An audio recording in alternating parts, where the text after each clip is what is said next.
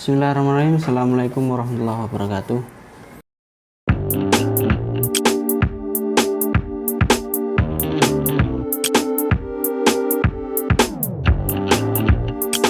Alhamdulillah wa syukurillah, nahmaduhu wa nasta'inuhu wa nastaghfiruh.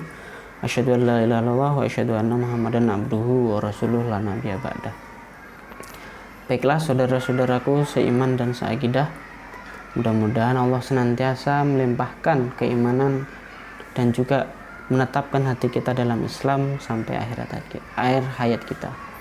Baiklah, untuk hari ini kita akan berbincang terkait dengan sholat jamak dan juga sholat qashar.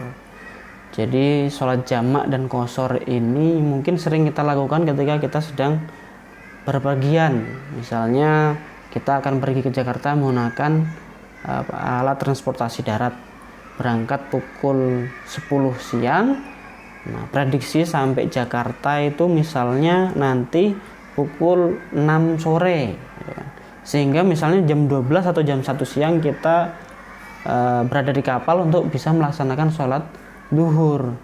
Nah, karena prediksi kita jam 6 sore itu baru sampai Jakarta misalnya, maka kita biasanya menjamak, ya kan? Atau dalam arti kata Indonesia itu menjamak adalah menggabungkan antara dua sholat yang saling berdekatan. Nah, maka sholat duhur dan sholat asar ini saling berdekatan, bisa dijamak. Nah, kemudian sholat maghrib bisa dijamak dengan sholat isya, seperti itu.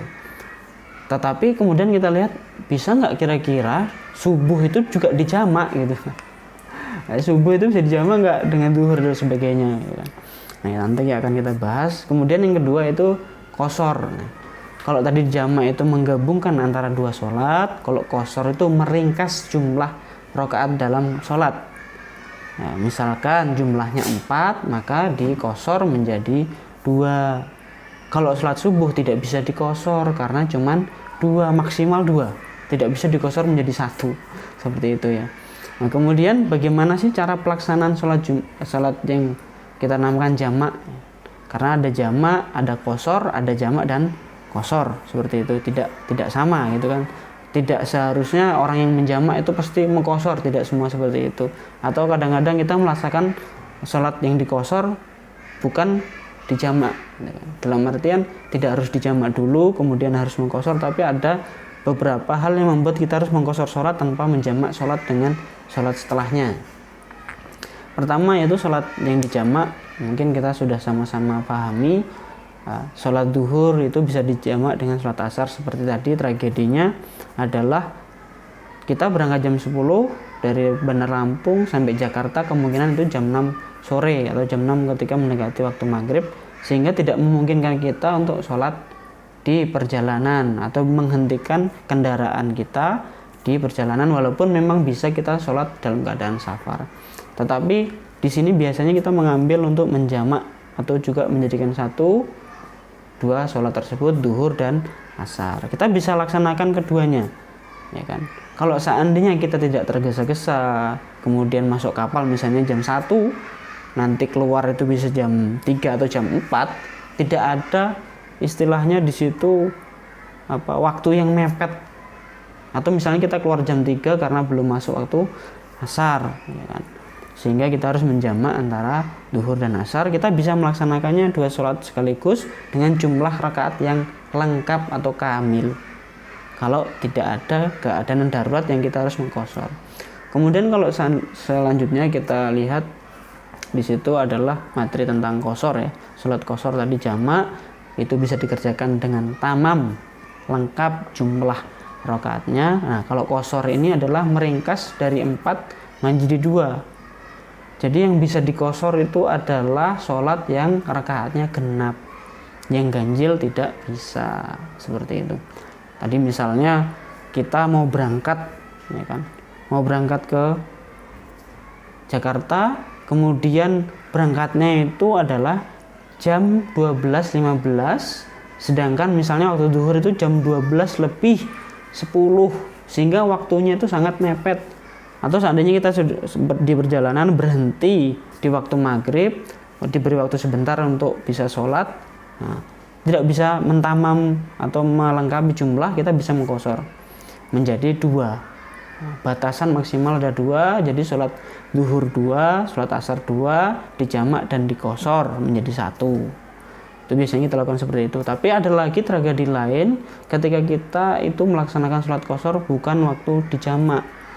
Misalnya saya seorang dokter, ya kan, akan melakukan operasi dari jam 12:30 sampai pukul 5, ya kan, memperhitungkan waktunya sampai pukul 5 sore, sehingga mungkin waktu asarnya bisa dikerjakan nanti, tapi ketika masuk waktu zuhur itu tidak memungkinkan kita untuk melengkapi jumlah rakaat kita.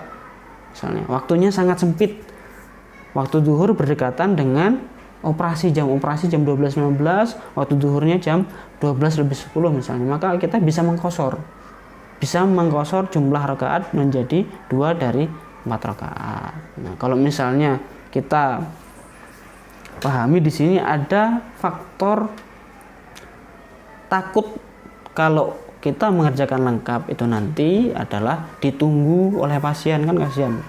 Tunggu pasien sedangkan kita juga harus sholat gitu kan. Maka bisa mengkosor. Ada ketakutan kita yang membuat kita harus meringkas jumlah rakaat sholat zuhur tersebut. Nah, kemudian terkait dengan doanya bisa kita praktekkan seperti doa-doa sehari-hari ketika melaksanakan sholat wajib, ya, tidak ada ketentuan khusus bagaimana berdoanya ketika kita melaksanakan sholat jamak, sholat kosor, atau jamak dan kosor sekaligus. Ada satu yang ketinggalan. Nah, bagaimana niatnya? Ya, kalau misalnya dilafadzkan begini niatnya, misalnya sholat jamak, usolli fardol utama, ya, kita berniat bahwasanya sholat duhur dan juga sholat asar ini digabung menjadi 1, ya kan?